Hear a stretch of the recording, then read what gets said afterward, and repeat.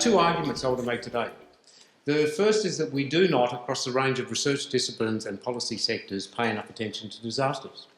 There's not enough people in the room. The second is that we do not learn from disaster events as well as we could. So many of the things we use every day have been stress tested. Concrete plugs are tested against pressures that are unlikely to ever be encountered in the built structure using that concrete. And materials and appliances are tested against voltage surges or heat or other pressures, similarly way above what we think they'll ever have to bear. It's a good thing. It gives us a safety margin and it exposes faults and allows us to learn and address those faults. Disasters stress our policy, institutional and operational capacities, and sometimes tragically they exceed them. Disasters expose fault lines, weaknesses, lack of knowledge and poor connectivity in our society. And those weaknesses aren't just in the disaster-specific capacities, but I put it in social cohesion, vulnerabilities in our population, which Helen very much underlined, regional economic resilience, statutory arrangements, institutional coordination, the very operation of our federal system, information systems, health services, and our ability to engage in a constructive discourse. Disasters stress test our emergency service organisations, but also our systems of policy and governance. That makes, to me, disasters a logical, no, an imperative focus for a wide range of disciplines and policy sectors: law, politics, public administration, economics, institutional theory, sociology, health and more. But that is not the case. As a former CEO of the Australasian Fire and Emergency Authorities Council said once, there is a scant world of disaster policy.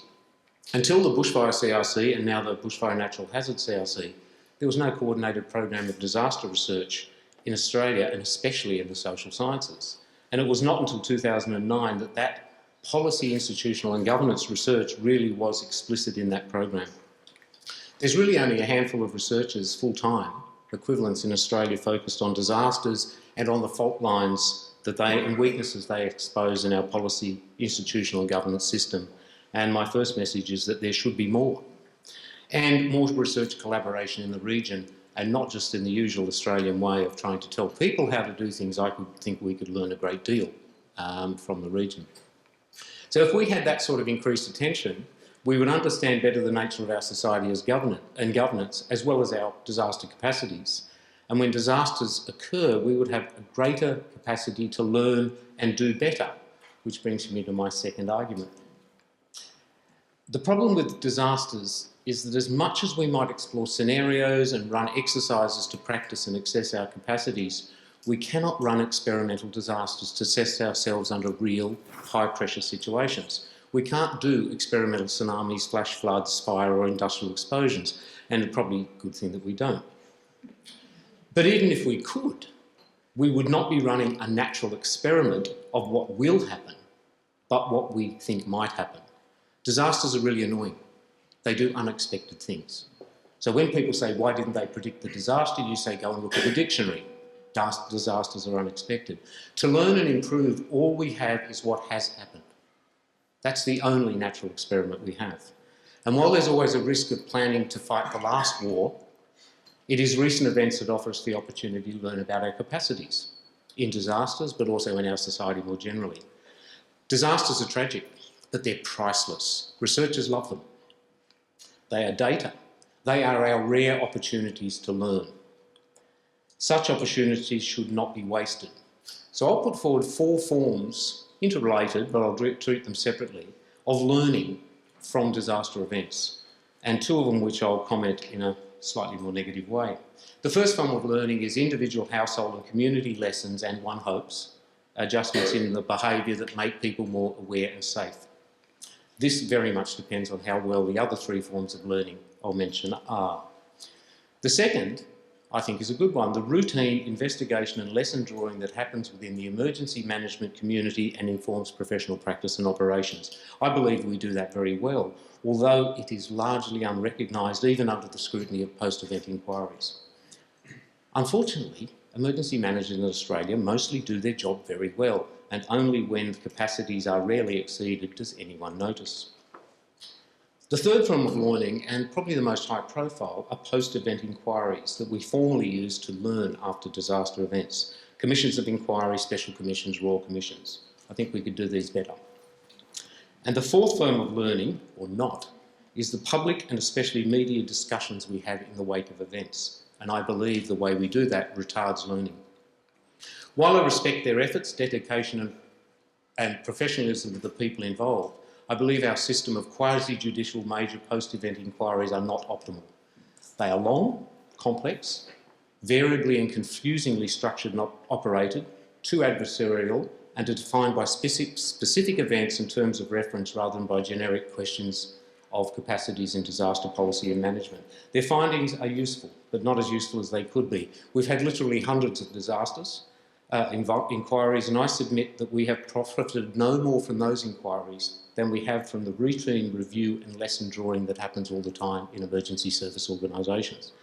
That issue on post-disaster inquiries is explored further in a forthcoming paper in the Australian Journal of Public Administration by Michael Eadman and myself. Michael's here, he can answer all questions afterwards. That fourth form of learning, the media loves post-event inquiries. They are a vicarious spectator sport and too often treating the claims and statements made during the processes as facts. The media and a specific class of commentators, who I will leave nameless for the moment, do not even wait for the inquiries to start before they are hunting for scalps, laying blame and promoting claims of liability that may or may not have any basis in fact or a constructive meaning. Goodies and baddies, heroes and villains. That's the script. Public discussions we have too often around disasters, especially in the aftermath, do not assist understanding and doing things better next time. It's understandable that those affected directly will seek answers and even that they will seek retribution. It is not understandable that blame, division and fanning of the post-event flames, if we forgive the pun, is practiced with such glee by commentators. So some typical headlines from the last few years. State cops fire blame. Resign, ? Worthy idea, fat chance. Blame lies with CFA, Brumby. Stanhope must take blame. Bureaucrats fan the flames. Green ideas must take blame for deaths. Fireys blunders to blame for deaths. Wish they could make their mind up. Opposition wants minister sacked over fire. After the fires, the buck has to stop somewhere. Nowhere to hide for authorities after fire fiasco. They're just the fire ones, the flood ones are really good too. Learning and improvement are not well carried out in a frenzy of shouting, blame, finger pointing and point scoring.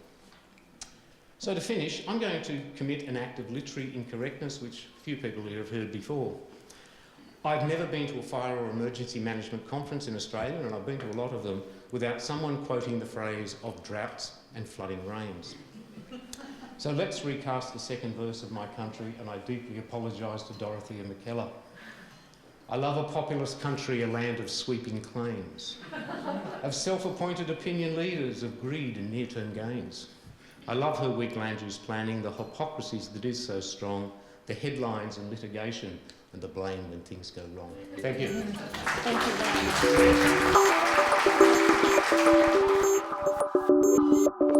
much.